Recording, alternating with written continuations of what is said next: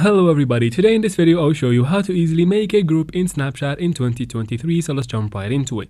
Now it's important to have your app updated because some things have changed in the last update. After that, go ahead and open Snapchat.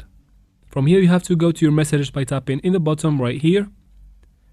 And then in the new update, to create a group you have to tap on the blue button right here. Once you're here, tap on new group. From there you need to give a name for your group, of course, you cannot leave it empty.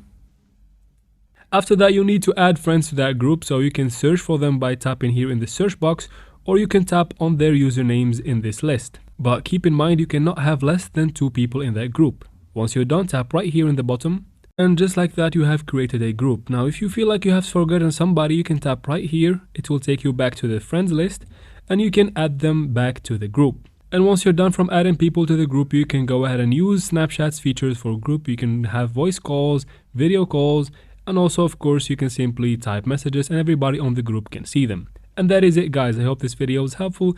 If it was, please don't forget to like and comment down below. Don't forget to subscribe as well if this video was helpful, and see you in the next one.